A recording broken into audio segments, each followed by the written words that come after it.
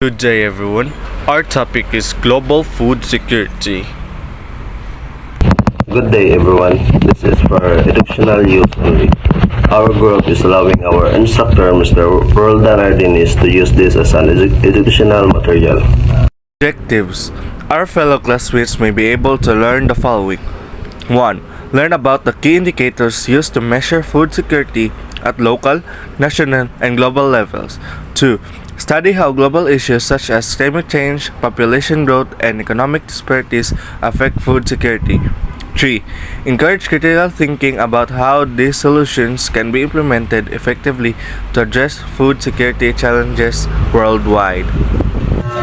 Good day, everyone. I am here to discuss about the state of the Philippines in terms of food security and during the COVID-19 pandemic.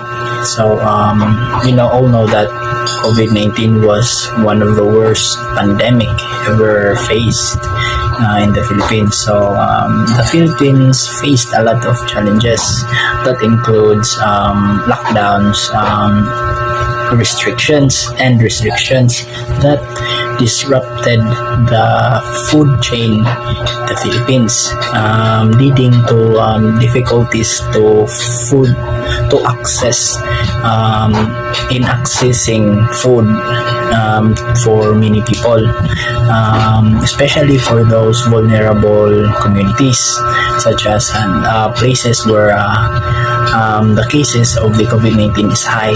So now let's talk about the challenges. So the first challenges that the Philippines faced was the impact on agriculture.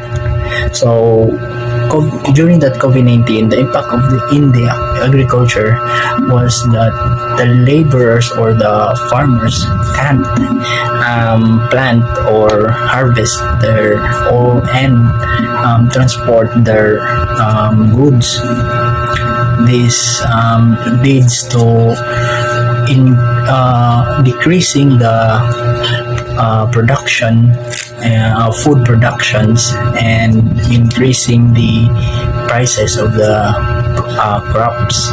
So agriculture was one of the problem. So next is the income and employment. Like I said earlier, the farmers or the laborers have restrictions due to the lockdown. So because of this, income and employment leads to because of the restriction, a lot of workers lost their jobs, or either their salary was decreased, so due to the restrictions, and for that, other companies will not be bankrupt, so they reduce the salary of some workers. So next is the access to markets. Like I said earlier, the transport from farmers to the market is restricted, and also for the people to market are restricted. So, some places, only one person per house or family can go out and buy some food, but due to the restrictions, only one. So to prevent the spread of the virus. So next is government responses. So how do government response to this during pandemic? So government responses by helping the communities, giving them food supplies in weekly or monthly basis. So they give canned goods or a rice or a live chicken for them to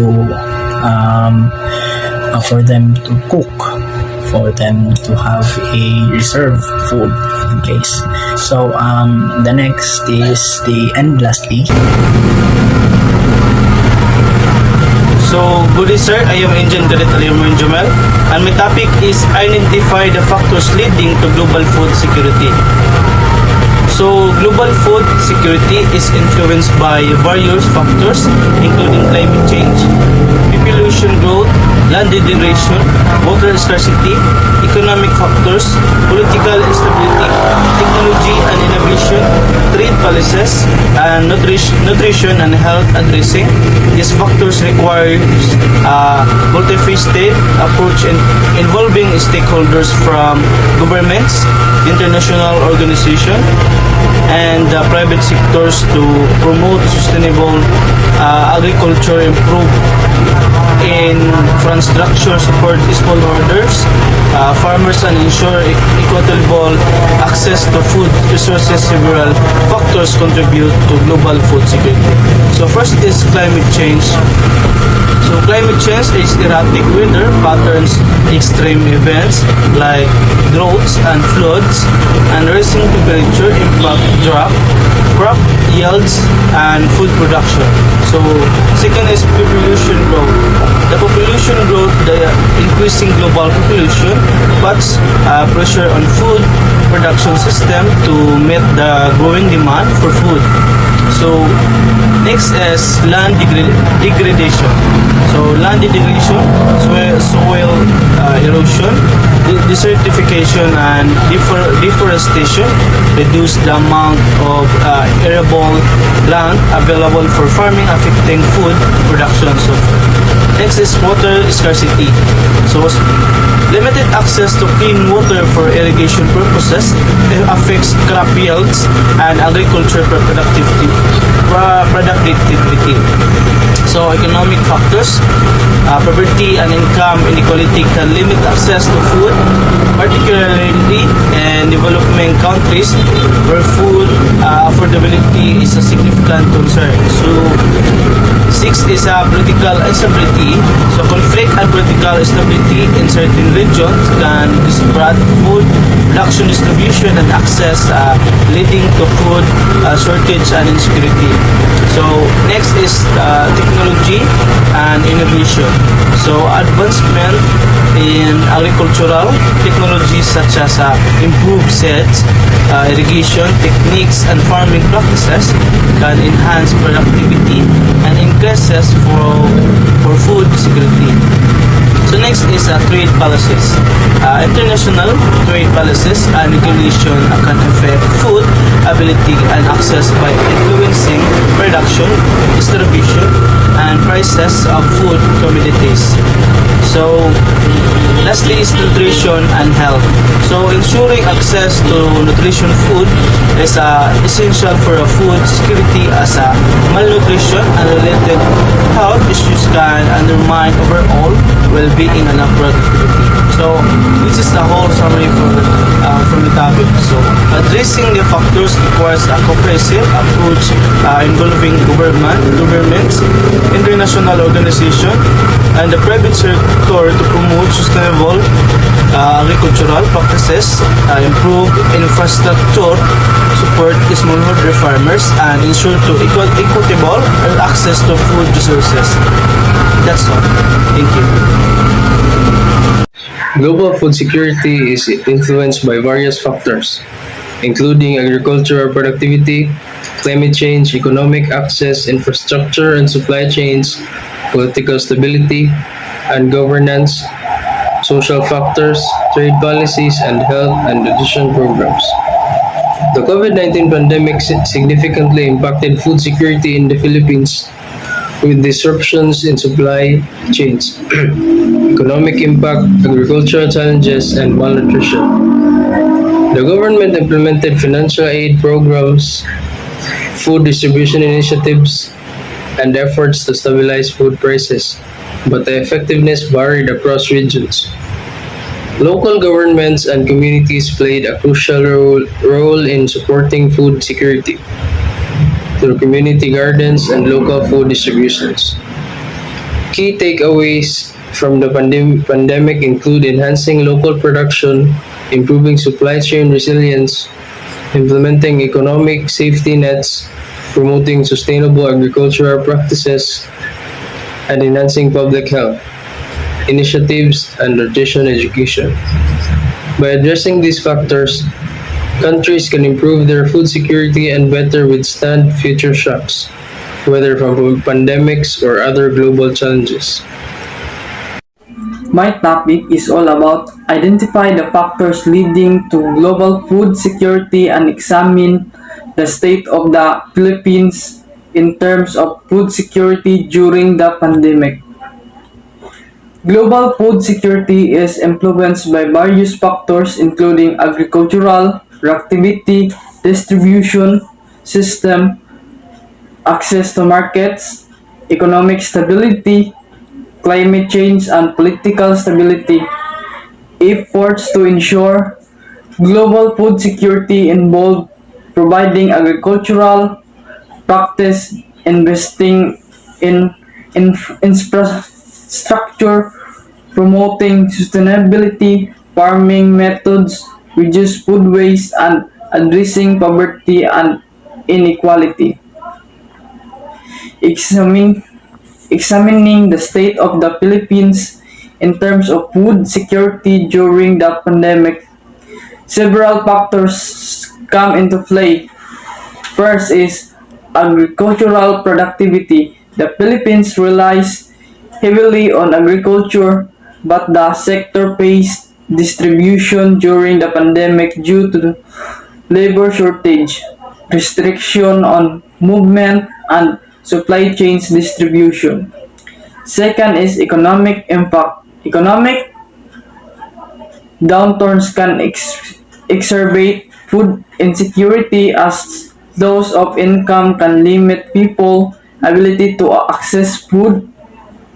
The Philippines experienced economic challenge during the pandemic, leading to increased unemployment and poverty rates. Third is distribution system. Lockdown measures and logistical challenge distributed food distribution networks, affecting the ability of food in certain areas and leading to price spikes. Fourth is government response. The Philippine government implemented various measurements to address the food security challenge, including providing subsidy, distributing food aid, and support farmers. However, the effectiveness of the measures varied and faced logistical challenge. Fifth is climate change. The Philippines is vulnerable to climate change, which can impact agricultural productivity through extreme weather events such as typhoons and droughts. Overall, while the Philippines has made efforts to address food security during the pandemic, challenges remain in ensuring access to nutritious and affordable food for all segments of the population, particularly vulnerable groups such as low-income households and rural communities. Long-term strategies that addressing underlying issues such as poverty, agricultural productivity, and climate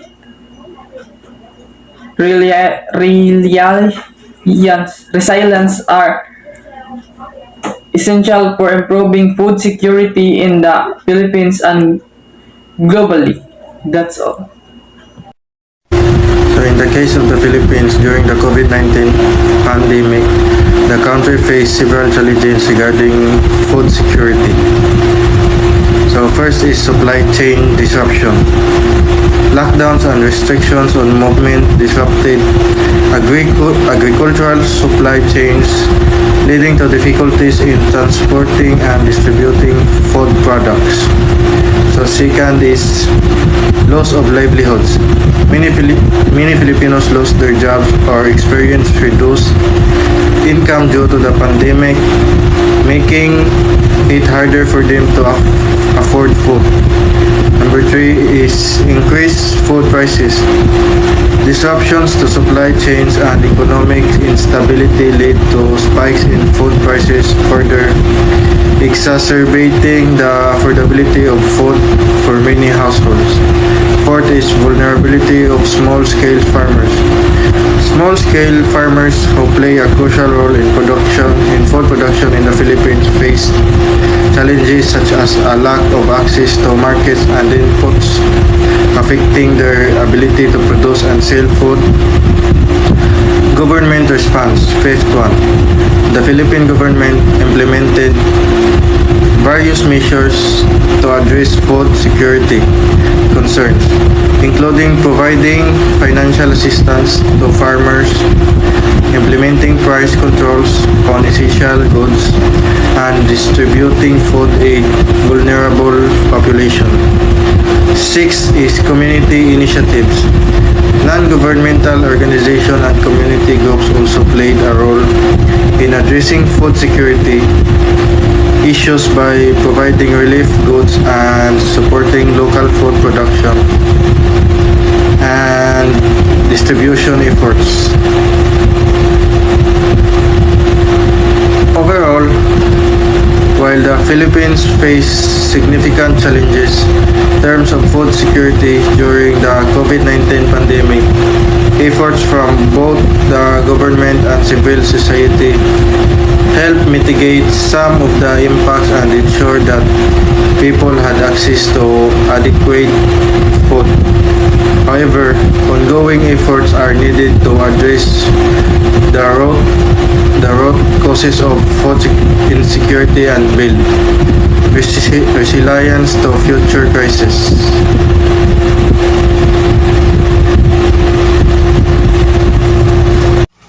Good day, sir. I'm Engine Cadet Lopez Ferdinand Jr.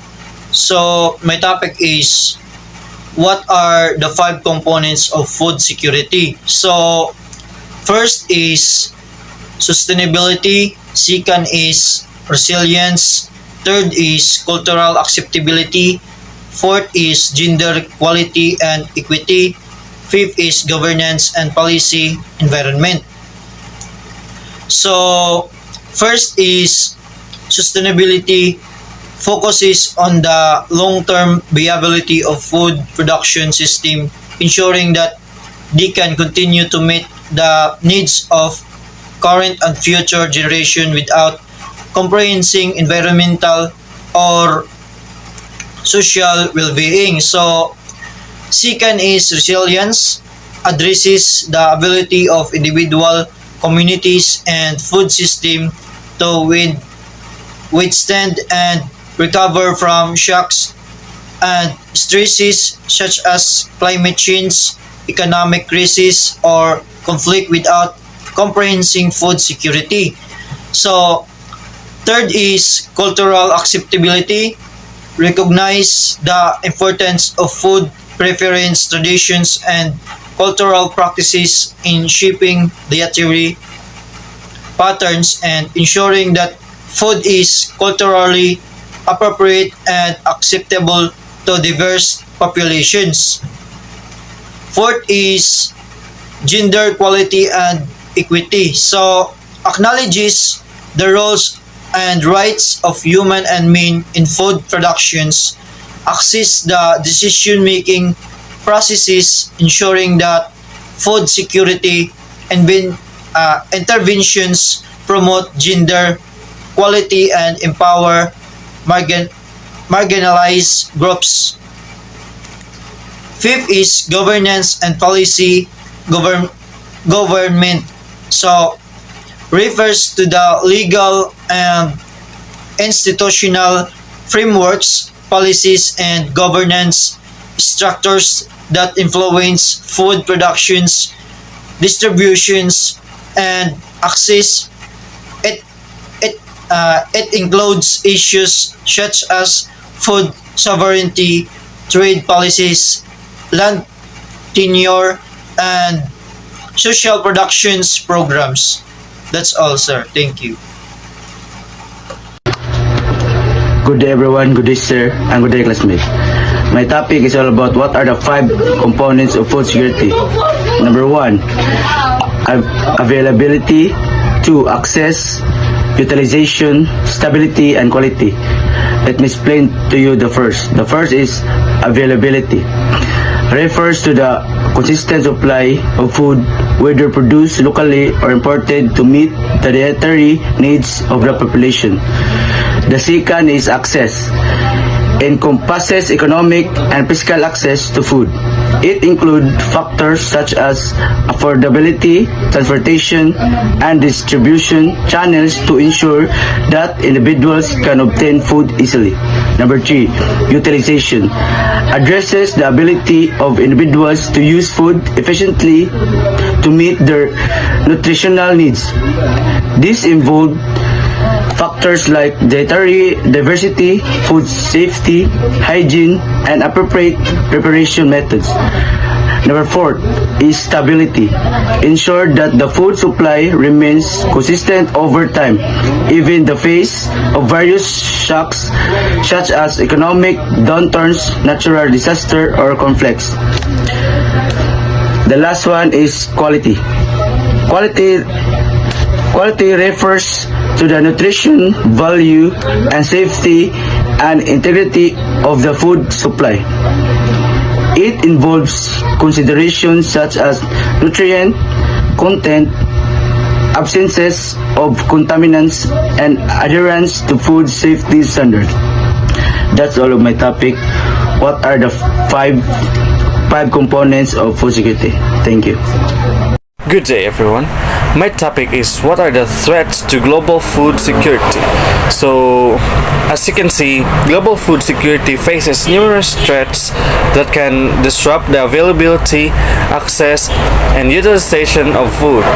So, these are the primary threats that global food security faces. So, number 1, climate change.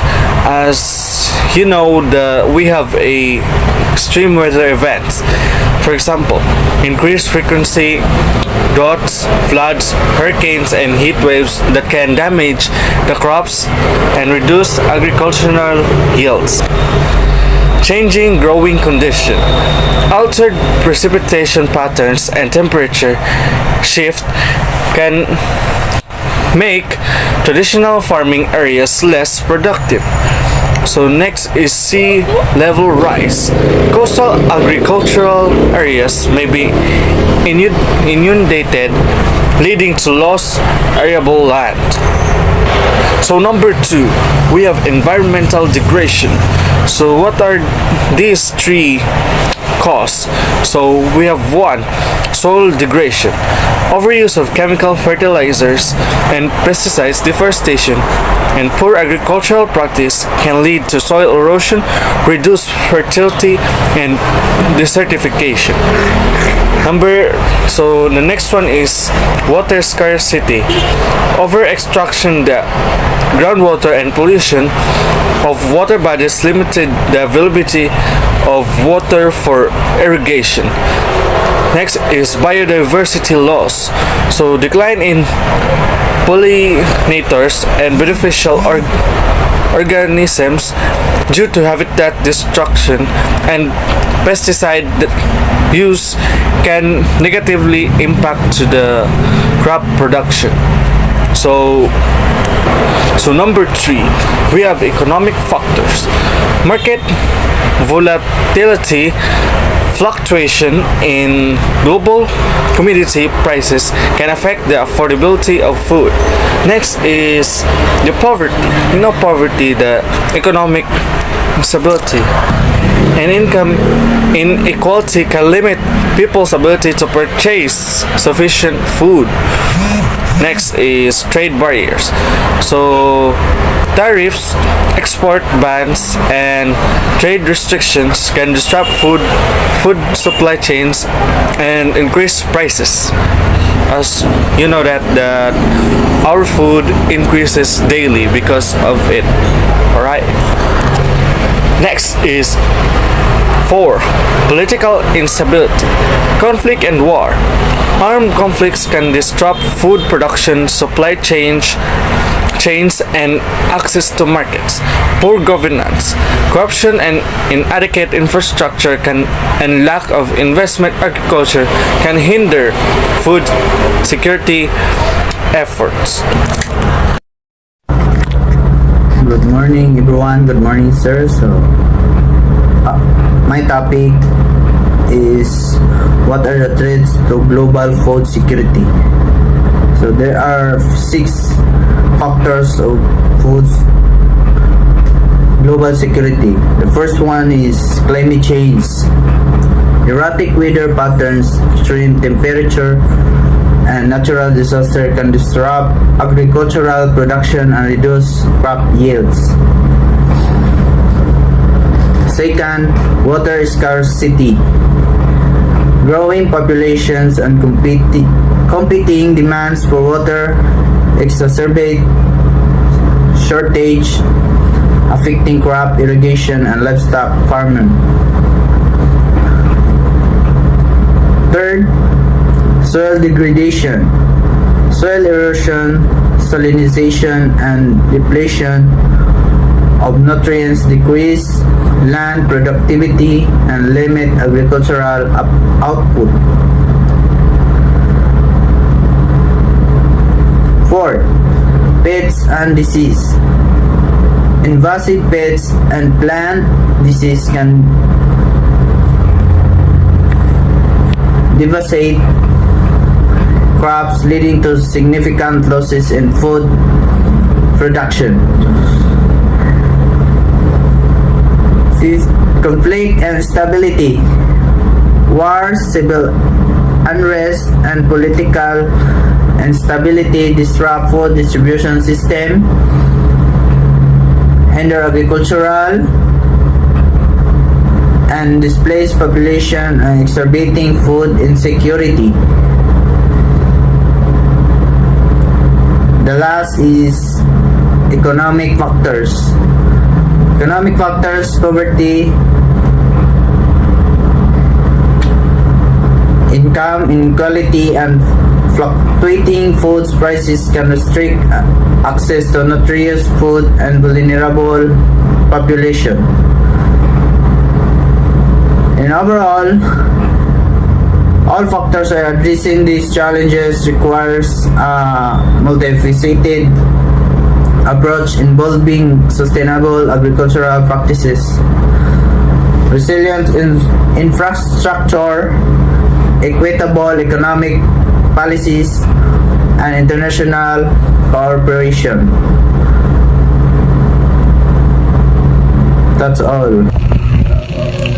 So my topic is food security is possible? Yes, food security is possible, but it requires addressing a complex array of challenges and implementing a multifaceted approach. So the key factors and strategies to achieve food security include sustainable agriculture, improved infrastructure, sustainable research and innovation, and economic access, policy and governance, climate change mitigation, and education and training, and lastly is global cooperation. So food security is one of the greatest problems face the world. There is facts said that food is enough for everyone in the world, but because of the great changes which happened rapidly in the world, the rate of food became less than before, and it is difficult to secure it.